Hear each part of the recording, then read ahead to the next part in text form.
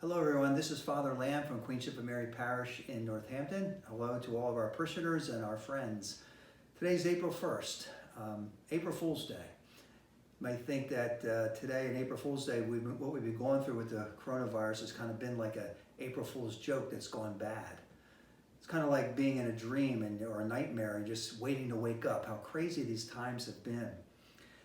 And I was thinking today being April Fool's Day, I was thinking of what St. Paul said in his letter to the Corinthians. He said that we are all fools for the sake of Christ. And I'd like to share part of that first letter of St. Paul to the Corinthians, chapter 1, beginning with verse 22. St. Paul writes, "For Jews demand signs and Greeks seek wisdom, but we preach Christ crucified, a stumbling block to Jews and folly to Gentiles. But to those who are called, both Jews and Greeks, Christ the power of God and the wisdom of God. For the foolishness of God is wiser than men, and the weakness of God is stronger than men." You know, our foolishness is really believing in a God that was crucified for us. I mean, that's unbelievable to think about. Our God suffered and died because he loves us, and rose from the dead to prove that he's God. And so we believe in a God who suffers with us. So as we all walk through this coronavirus and we question where God is, God's right beside us. He's suffering with us.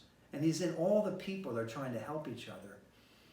You know, some of the response to this has been wonderful by some people. Just some of the responders saying they haven't seen anything like this of people helping people since 9/11. So in the midst of the struggle, we have to focus on the positive, that God's always bringing good out of the struggles of our lives. So you're not alone. We've been seeing those commercials about that. They've been so cool. You know, actors and actresses are saying, you know, we're in this together. You're not alone. And we all need to hear that today, that we're not alone. God is with us. It's just a prayer away. Our lives are all interconnected. We're all connected to each other. What we do affects each other and how we treat each other. And today, I think with what's going on, everybody realizes that and really trying to help people that maybe they really haven't noticed. Different neighbors that they're now checking on that really didn't know before. So it's some beauty happening in the midst of these struggles. Kind of reminds me of the story of the mousetrap. I don't know if you ever heard that story. But once upon a time, there was a mouse living in a farmhouse, and he was down in his little hole in the wall there, looking out from where he lived. And on a certain day, a package arrived, and the old farmer and his wife opened up this package. And he was thinking, wow, what's in there for me? Maybe there's some food there. Well, to his astonishment, when they opened it up, it was a mousetrap. And the mouse said, oh my gosh, there's a mousetrap in the house. There's a mousetrap in the house. He was freaking out. And he ran out of the farmhouse. He ran into the barnyard, and he screamed at all the animals. He said, there's a mousetrap in the house. There's a mousetrap in the house. But none of them really seemed to care. So he ran up to the chicken. And he said to the chicken, there's a mousetrap in the house. There's a mousetrap in the house. And the chicken just kind of clucked along and just said, Mr. Mouse, I'm sorry, but that really doesn't affect me. Sorry for your troubles. He couldn't believe it. He ran over to the pig. He said, there's a mousetrap in the house. There's a mousetrap in the house. Pig, he said, well, I'm really sorry for your troubles. He said, I'll pray for you, but there's really nothing I can do. He runs over to the cow. He says to the cow, there's a mousetrap in the house. There's a mousetrap in the house. The cow said, I'm sorry for your troubles, but he said, there's no skin off my nose. The mouse was so depressed, he went back to the farmhouse and just went back in his little hole in the wall, very depressed and dejected. Well, that night, in the middle of the night, there was a loud sound, the snap, like a mousetrap catching its prey. When the mouse looked outside his hole there in the wall, he saw the farmer's wife walk over, but it was dark and she couldn't see, and she reached down to the mousetrap, and here it had caught the tail of a venomous snake, and the snake bit her. The farmer rushed her to the hospital. When she came back, she had a fever. And when she had the fever, you know the best thing for a fever? Chicken soup. So the farmer went out to the barn and got the chicken and killed it and made some soup for his wife. Well, the following day, she still had the fever, and they had to watch her around the clock. So different neighbors came in to help out with them going around the clock, taking care of his wife. The farmer felt, well, I have to feed them. So he went out and he butchered the pig. He had some food for the people that were helping. Well, lo and behold, she didn't get any better, and she died. And so many people came to her funeral that when they came back to the house afterward, he slaughtered the cow so all of them would have a meal to eat.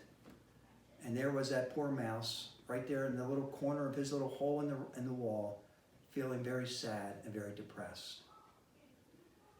Whenever we think that our lives don't affect each other, we're wrong. We're all connected.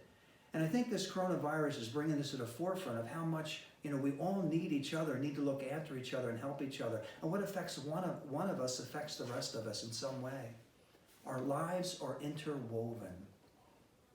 They're kind of like a tapestry.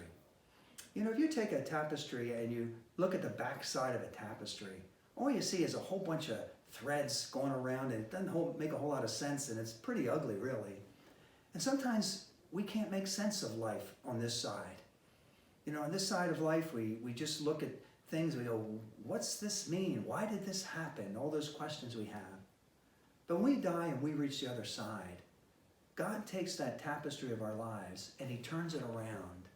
And he shows us the beautiful side of that tapestry and how all of our lives really have a beauty there that we don't always see on this side of eternity. So often in our lives, what we say to God is, God, show me and I'll believe. But God says to us, believe and then I'll show you. It's faith seeking understanding. So when we don't understand why things are happening and why life is the way it is, faith is about believing that in a God who comes to us in our struggles because he was crucified and he suffered. And no matter what suffering we go through, whatever struggles we're all going through at this time, he understands. And so when you find yourself wondering, where's God in all of this? He's right next door. All you have to do is turn to him in a prayer. He's in every healthcare worker that's trying to help people. He's in neighbors reaching out to the elderly, trying to bring them some food or some help. He's at home and parents are struggling with their own, impatience or patience, trying to get their kids on the internet so they can get through with their schooling. God's in all of this, but we just need to turn to him. We're people of faith, my brothers and sisters, and we need to be part of the solution. Let's ask God to help us to do that at this time. Lord, help us all to kind of work together through this tough time, to learn the lessons that you want us to learn as we go through this. And we can become part of the wonderful stories that we'll be telling later about this time in our lives.